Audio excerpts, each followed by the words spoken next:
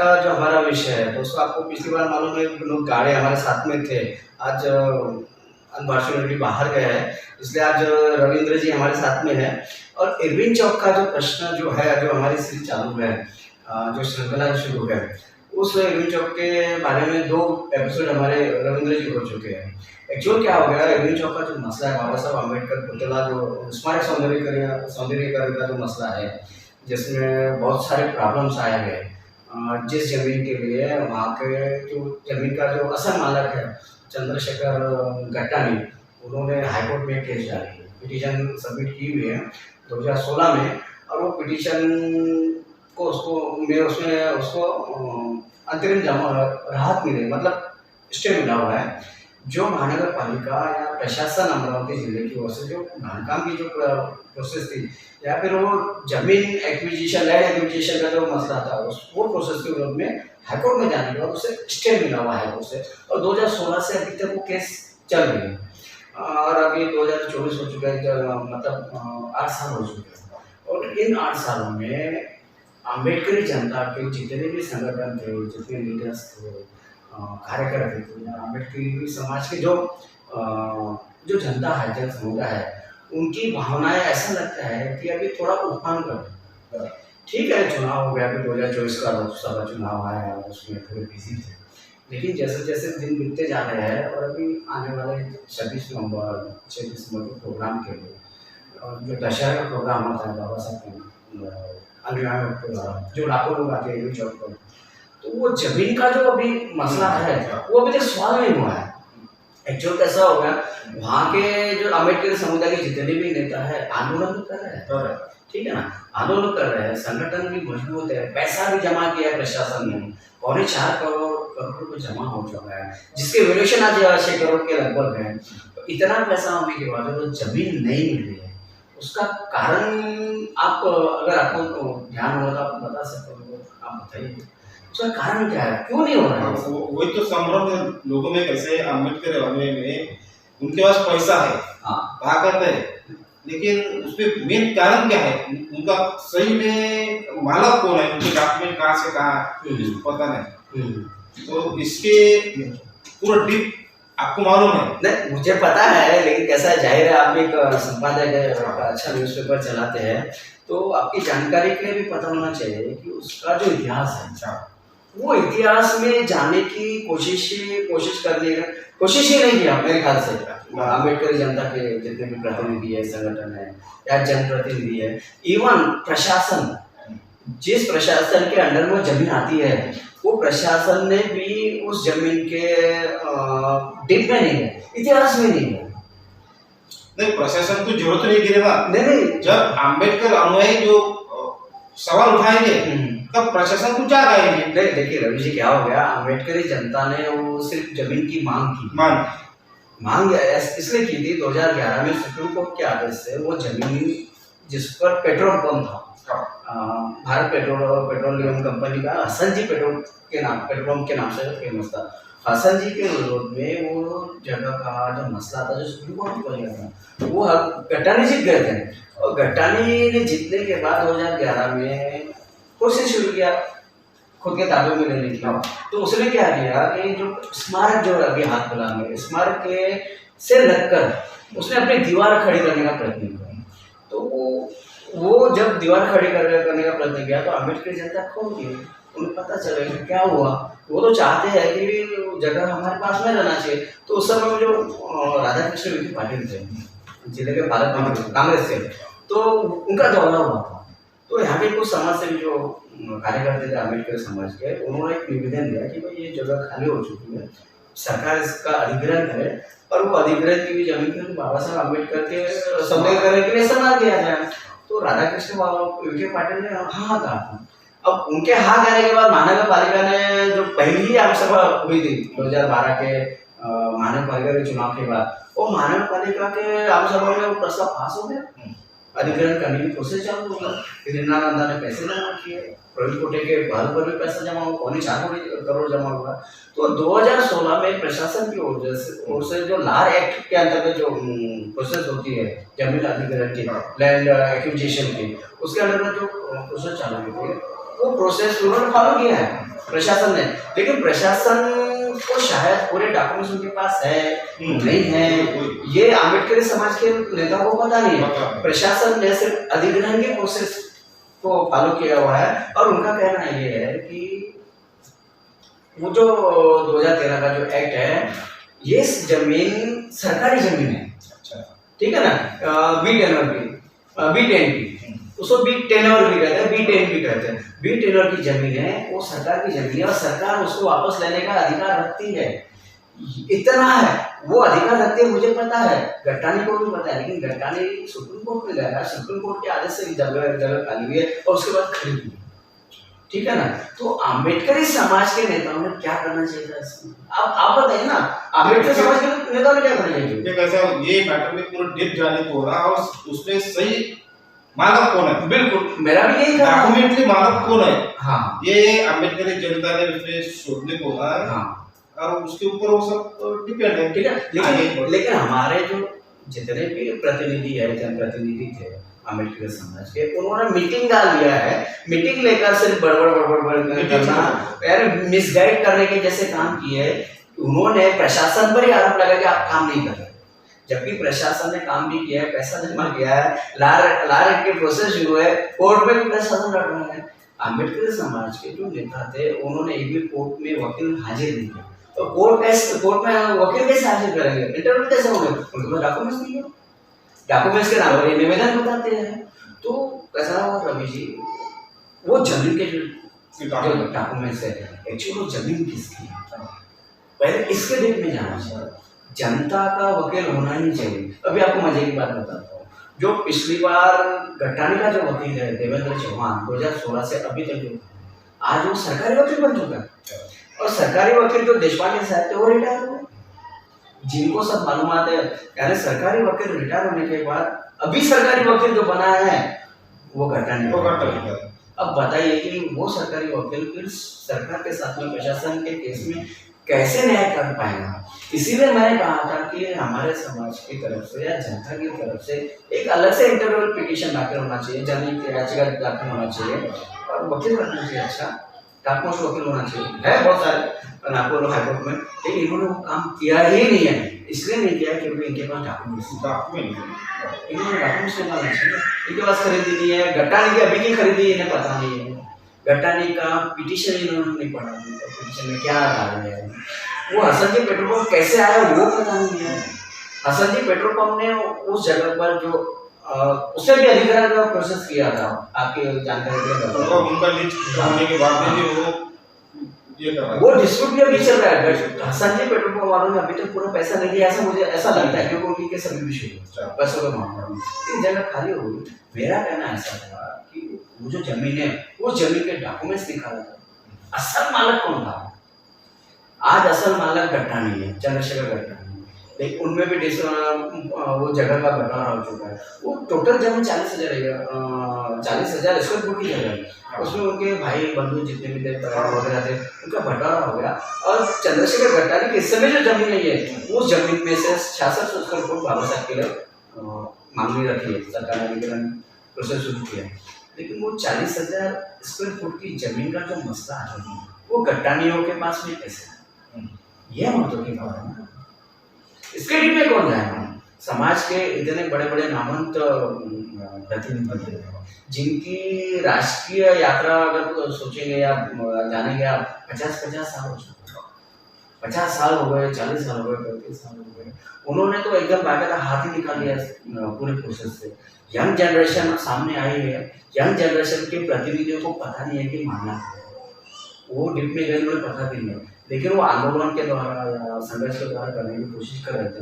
कैसे राजू जी, ये आंदोलन से या संघर्ष से कोई भी तभी करो, इससे काम नहीं बनता है। हाँ। मेन बात क्या है, डॉक्यूमेंट की लड़ाई अपनी हाई कोर्ट से है, इसके वास्ते डॉक्यूमेंट अवेलेबल होगा आपके पास। सर डॉक्यूमेंट्स अवेलेबल करने के लिए आपको इतिहास में जाना बराबर, और इतिहास में वो जमीन किसकी है, गट्टानी के पास कैसे जमीन है, गट्टानी को किसने बेची, ठीक है, जिस व्यक्ति ने बेची उसके पास जमीन कैसे आ गई, या चौथे व्यक्ति ने वो जमीन किसके पास है, उसके पास कैसे है, ये तो प्रोसेस होना चाहिए ना।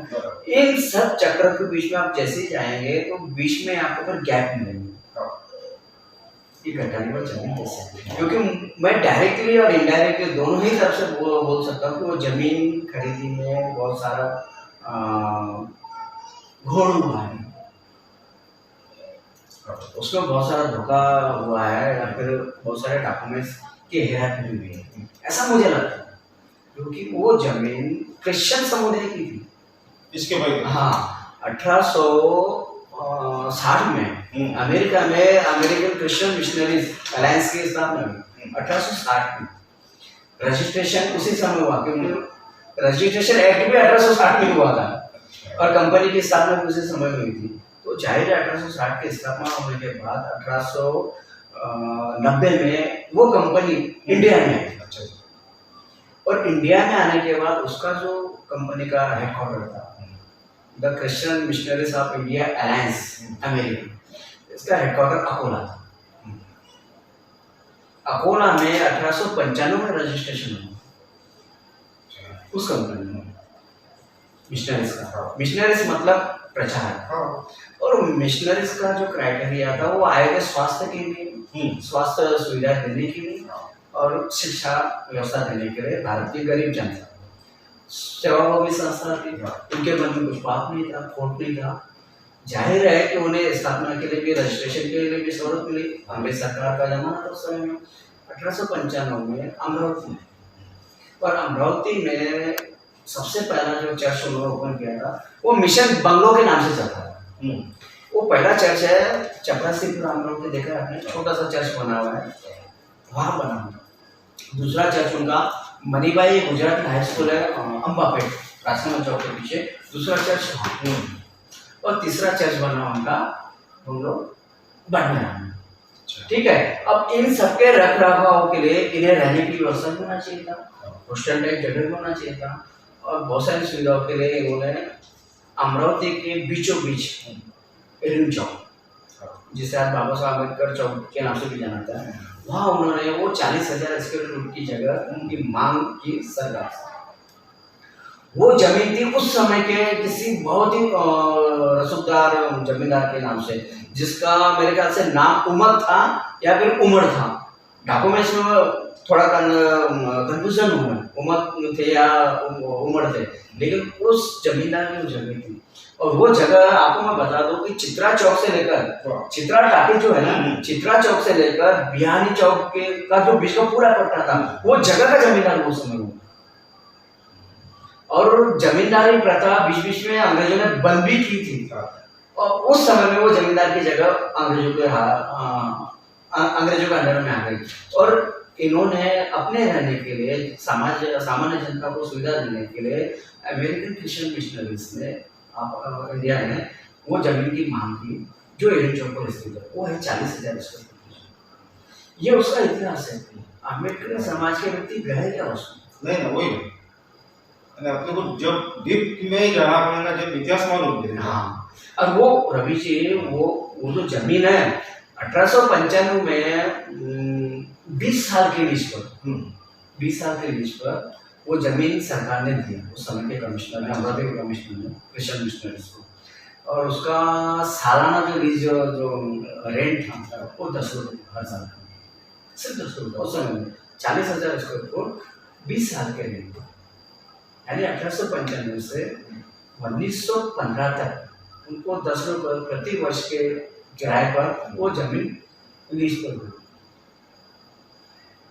उन्होंने केस डाला कि भाई अभी हम यहाँ पर रह रहे हैं, अभी हमारा इस पर कब्जा है, तो ये जगह परमानेंटली हमारे नाम से की जाए।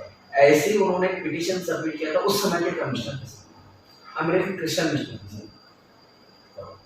तो वो केस चले तो 17, 18, 20 के लगभग कमिश्नर ने मना कर दिया कि ये जमीन आपको दी नहीं जा सकती, आप सेवा भावी संस्था है, आप सेवा का काम, आपका स्कूल का काम है, आप स्कूल का काम, आरोग्य का काम है, आरोग्य का काम। बाकी परमानेंट जगह जो इतनी बड़ी जगह 40,000 स्क्वायर फुट वो नहीं दे सकते। फिर इन्होंने दूसरी मांग की कि भाई इसका रेंट जो 10 रुपये जो पर ईयर है उसका वो कम किया जाए, ये बड़ी रकम है। तो कमिश्नर ने उसके लिए मना कर। तो ऐसे उनकी केस चल रही। 1927 में पता नहीं क्या हुआ, उन्होंने असेसमेंट में अपना नाम दर्ज करवा लिया, वो जमीन का मालक हो गया the Christian missionaries alliance of America.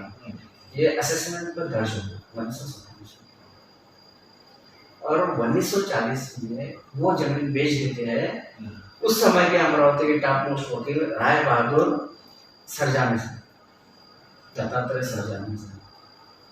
अब मेरे ख्याल से बार एसोसिएशन के अध्यक्ष थे, क्योंकि बार एसोसिएशन के अध्यक्ष को उस समय में राय बहादुर की पदवी मिलती थी, उपाधि मिलती थी। तो वो टॉप मोस्ट वकील थे, उनको क्रिश्चियन मिशनरी में भेज दी।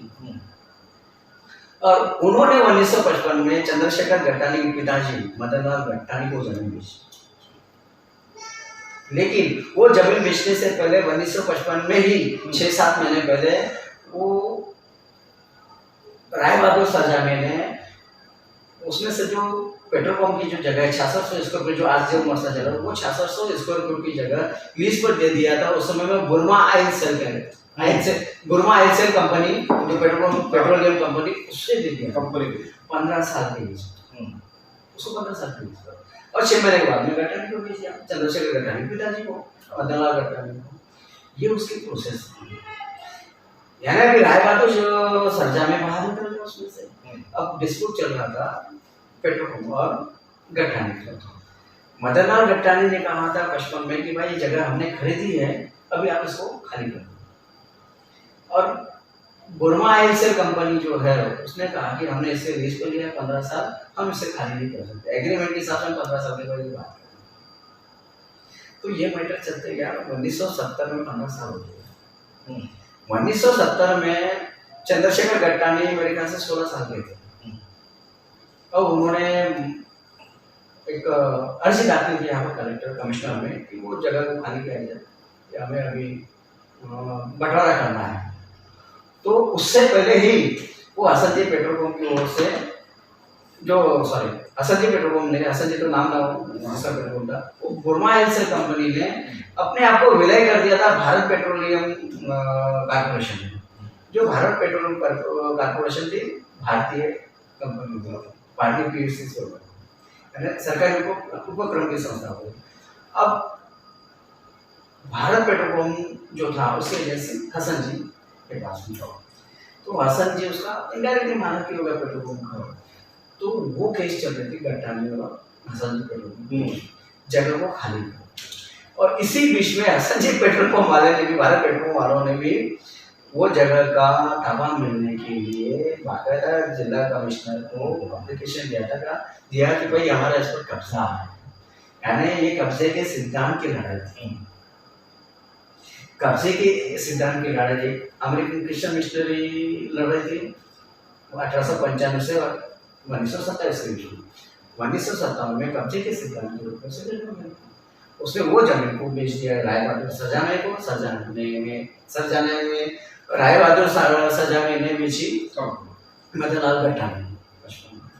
लेकिन उससे पहले ही इनका डिस्प्यूट मैटर चलता था 70 तक। उससे पहले ही हसन जी पेट्रोल पंप वाले ने भी कब्जे का सिद्धांत का सहारा लिया। उससे भी पिटीशन आता था कलेक्टर कमिश्नर के पास, कलेक्टर उसे रिपोर्ट किया। तो वो जमीन का मसला गट्टानी ने खाली करने के लिए बाकायदा कोर्ट की लड़ाई लड़ी है। यहाँ के सिविल कोर्ट से लेकर नागपुर हाईकोर्ट, सुप्रीम कोर्ट, जिसका निकाल लगा है, रिजल्ट निकला 2012, वो जगह खाली कर, वो जगह गट्टानी। अभी उस जमीन का असल मालक गट्टानी, चंद्रशेखर गट्टानी, मदनलाल गट्टानी का लड़का। मदनलाल जी की डेट हो गई, ये उसके वारसदार थे भाई बंधु। वो बंटवारे के लिए सुप्रीम कोर्ट का आदेश होना था, सुप्रीम कोर्ट ने आदेश दिया, वो बंटवारा हो गया। वो 6600 स्क्वायर फीट की जो जगह है वो गट्टानी के, चंद्रशेखर गट्टानी के हिस्से में है। इसलिए चंद्रशेखर गट्टानी 2016 में पिटीशन डाली है लार एक्ट के अगेंस्ट में, उस प्रोसेस के अगेंस्ट में। ये इतनी बड़ी कहानी है, एक भी डॉक्यूमेंट्स इन लोगों के पास में है, इन जनप्रतिनिधियों के पास है, या फिर अम्बेडकर समाज के जो प्रतिनिधि हैं जो लीडरशिप कर रहे थे, जनता को भरमाने का काम। आपने आंदोलन देखे इन्होंने निवेदन दिया वो भी देखे। फोटो कार्यकर्ता जिसे कहते हैं फोटो के लिए ऐसा करना देखा, फोटो निकाला हो गया, पेपर में नाम आ गया हो गया। दिल से काम करना चाहिए। तो राजू जी मैं अभी बोल रहा कि अभी अम्बेडकर जो प्रतिनिधि है डॉक्टर साहब अम्बेडकर स्मारक समिति उसके, हाँ, तो उन्होंने क्या किया है? उन्होंने कुछ आपके हिसाब से उन्होंने कुछ भी नहीं किया। उन्होंने सिर्फ क्या किया जाए अभी इसका? हाँ, मैं बता क्या किया जाए वो बताता हूँ, लेकिन मैं ये उससे पहले ये बताना चाह रहा हूँ कि उन्होंने कुछ भी नहीं, उन्होंने सिवाय निवेदन देने के, सिवाय फोटो निकालने के, जो लीगली लड़ाई है, हाँ, जो लीगली लड़ाई रहती है वो छोड़ के वो सब किया। उन्होंने निवेदन देना, क्वेश्चन मारना, आंदोलन करना, देखिए जिससे ये लड़ाई से ये मसला हल नहीं हो सकता। बिल्कुल, इसका ऐसा मतलब आपका है? बिल्कुल सही लड़ाई है। हाँ, लड़ाई कैसी लड़ना चाहिए या आपके पास सब उसके पास आपके पास सब रास्ते हैं उनके, वो रास्ते से अगर अम्बेडकर चले, हाँ, तो ये लड़ाई अपन जीत सकते हैं। असल मालिक का अभी मैंने आपको सिर्फ एक ये बताया, रोड मैप बताया। असल मालिक ऐसा, ये असल मालिक के बीच में कितनी 420 हुई और कितने डॉक्यूमेंट्स की हेराफेरी हुई, क्योंकि सरकारी जमीनें बेच नहीं सकते और खरीद भी नहीं सकते, सरकारी जमीन होती। इस बीच में खरीदी और बिक्री के बीच में जो गोलमाल हुआ है वो निकालना जरूरी है। प्रतिनिधि हमारे ऐसे हैं कि इन्हें फ्री में चाहिए यार, मैं क्लियर बोलूं, हर चीज फ्री में चाहिए, आरक्षण फ्री में चाहिए, घरकुल फ्री में चाहिए, सिंधी जमीन फ्री में चाहिए, ये फ्री में चाहिए, वो फ्री में चाहिए। कब तक फ्री में जाएंगे? ऐसा इन्होंने क्या किया देश पर उपकार जो इन्हें फ्री में जाएंगे? अभी है ना आपने उसके अरे बाबा साहब ने संविधान बनाया, 1952 में लागू हुआ, वो कानून के हिसाब से देश चलता है। इन्हें फ्री में चाहिए, ठीक है, मिल जाता है आपको, सरकार देती है, गए आलू सरकार होती है, लेकिन बीजेपी सरकार नहीं देने वाले है ना। मोदी सरकार अभी तीसरी बार आ चुकी है, अब हाँ खत्म, अभी आपको बीजेपी सरकार देने वाली नहीं है, ठीक है, तो विषय खत्म करो। अभी आपको एक होना है, एक होना चाहिए, वो कागज पत्र निकालना चाहिए, कागज पत्रों का स्टडी करना चाहिए, स्टडी करने के बाद मुद्दे निकालना चाहिए, वो मुद्दों के बेस पर हाईकोर्ट जाना चाहिए, हाईकोर्ट में एडवोकेट से चर्चा करना चाहिए, ये केस कैसे बनती है। या तो आप जनहित याचिका दाखिल करो या फिर इंटरव्यू होगा उसमें, है ना, जनता की ओर से आप जा सकते हैं। बाबा साहब तो सबके हैं, आप जो बोल रहे कागज पत्र निकालना चाहिए और हाईकोर्ट में लड़ना चाहिए, हाँ, फिर ये केस की जो लड़ाई लड़ रहे हाई कोर्ट में, उनके पास क्या कागज पत्र नहीं है? कागज पत्र नहीं है ना, फिर वैसे लड़ रहे क्या इन्होंने? देखिए इनके पास कौन से बेस पे लड़ रहे? इनके पास कागज पत्र कौन से? जो गट्टानी की खरीदी है, जो उनके हाई कोर्ट में पिटीशन है या सुप्रीम कोर्ट का आदेश है, वो कागज जमा किया प्रशासन ने, ठीक है। वो कागज जमा करने के बाद इनका एक ही मुद्दा है कि वो जगह बी टेंडर जगह, ठीक है ना, न जोन की जगह, और वो बी टेंडर की जगह सरकार वापस ले सकती है। बस इसी एक मुद्दे पर आपने देखा नहीं है हाई कोर्ट में जो महानगर पालिका या कलेक्टर ऑफिस या एसडीओ साहब के उससे जो रिप्लाई जो सबमिट किया है इस के बारे में, उसमें सिर्फ इससे यही बेस है कि वो बी टेंडर की जगह है और वो सरकार उसे लेने के लिए अधिकार रखती है, इसी मुद्दे पर लड़ रहा है। और जमीन का अधिग्रहण का जो प्रोसेस है उसमें भी हमें अधिकार है, हम अधिग्रहण कर सकते हैं, लेकिन उन्हें ये नहीं पता है प्रशासन को कि 2013 का जो कानून है वो राहुल गांधी की वजह से आया, कांग्रेस सरकार ने बनाया।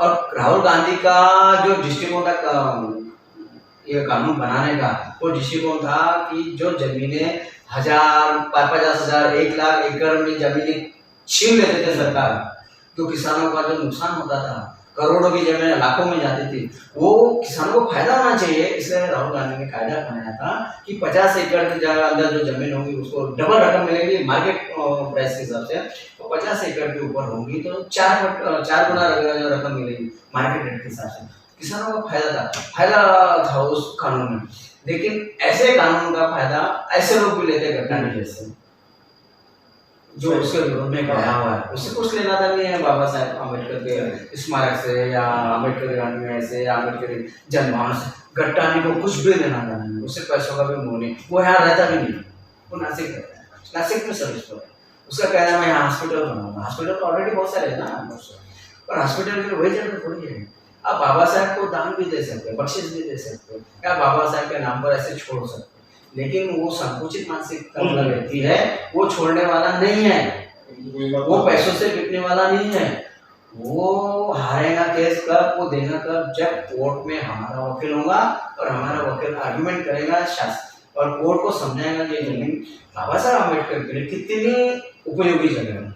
8 लाख लोग आते हैं 14 अप्रैल को, 6 दिसंबर को, 26 नवंबर को, 5-5, 6-6 लाख लोग आते हैं। वहाँ खड़े रहने की जगह नहीं होती है, वहाँ बाथरूम तक की व्यवस्था नहीं है प्रशासन की ओर से, वहाँ धूप से बचने की व्यवस्था नहीं है, ठंड से बचने की व्यवस्था नहीं है, बरसात से बचने की व्यवस्था नहीं है। ये पूरी सुविधा देने का जो मानस अभी के महानगर पालिका ने किया 2012 के पूरी बॉडी ने, उसके विरोध में ये गट्टानी बह रहा है।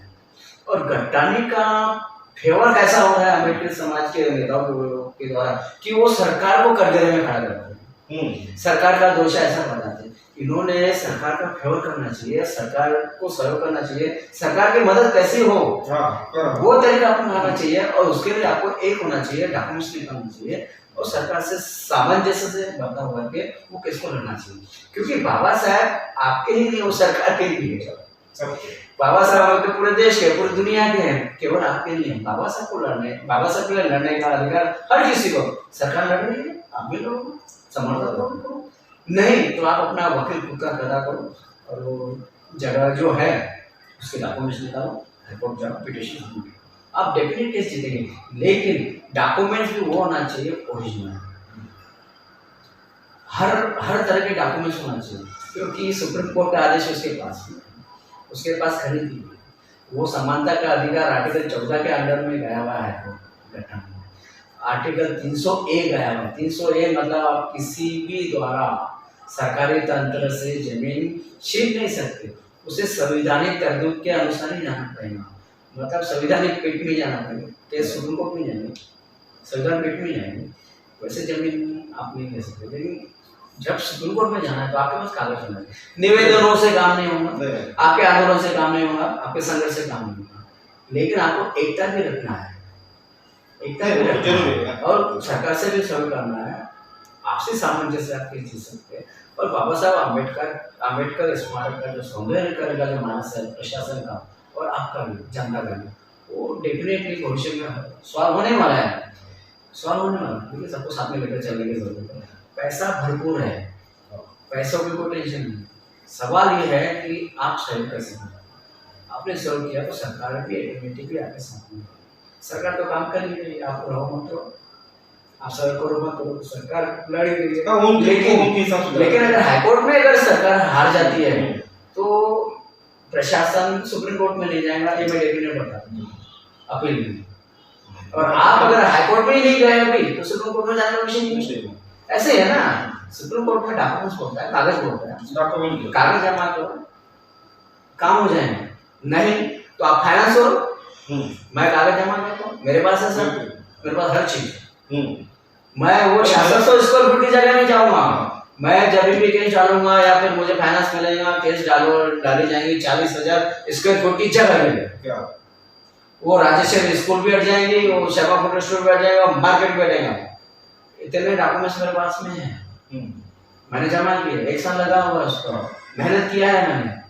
तो इन्होंने भी तो मेहनत करना चाहिए ना। मैंने दौड़ दौड़ किया है, ये फाइनेंस भी नहीं लगाएंगे और मैं अकेला करते बैठूं, मैं भी गरीब इंसान हूँ।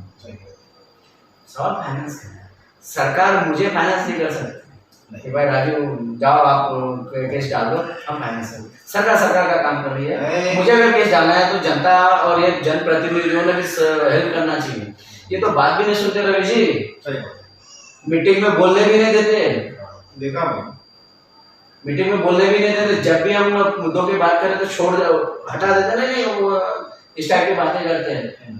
यानी ये जनता को भरमाना चाहते हैं और अपनी लीडरशिप स्थापित करना चाहते हैं के नाम पर। आपके पास जो जगह है, वो जगह के जो डॉक्यूमेंट हाई कोर्ट में होना, हाँ, वो सब आपके पास तैयार है। हाँ, हाई कोर्ट में क्या जवाब देना है वो मुझे पता है, सुप्रीम कोर्ट में क्या होने वाला है सही जो लड़ाई है, हाँ, वो लड़ाई कैसे लड़ना चाहिए वो मुझे पता है, वो तुमको पता है।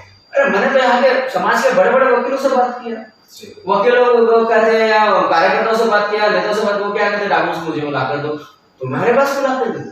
कल जब वो डॉक्यूमेंट्स का दुरुपयोग हो गया तो क्या करेंगे आपका। इसलिए किसी वकील को डॉक्यूमेंट दिखाने का विषय नहीं है, किसी कार्यकर्ता नेता को डॉक्यूमेंट दिखाने का विषय नहीं है। वो जब केस सबमिट होंगी उसी समय में डॉक्यूमेंट सबमिट होना है, इतना तो पक्का है, वो जमीन तो लेके रहेंगे आज नहीं तो कल।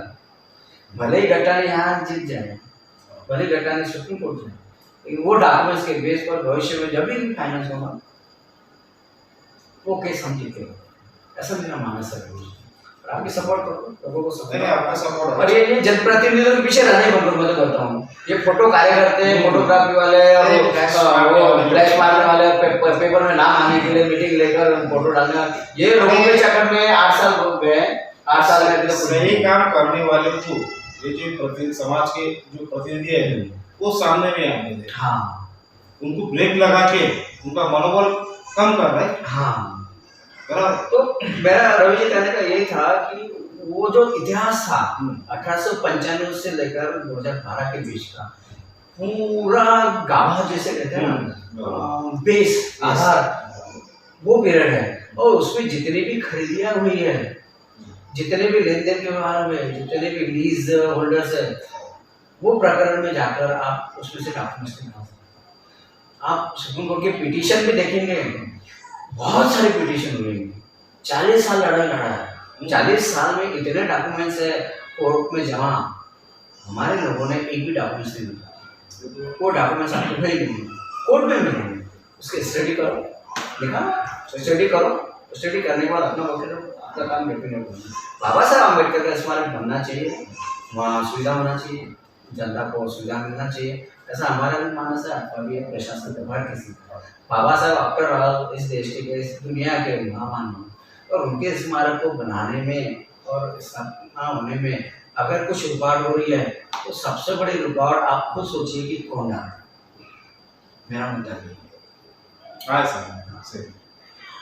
देखते आगे क्या होता है। धन्यवाद राजू जी। अपने डॉक्टर साहब अम्बेडकर स्मारक समिति जो इरविन चौक, अम्बेडकर चौक, उनके बारे में बहुत डिटेल माहिती बताने के लिए मैं आपका फिर से एक बार धन्यवाद मानता हूँ, आभार करता हूँ। धन्यवाद दोस्तों। धन्यवाद जय।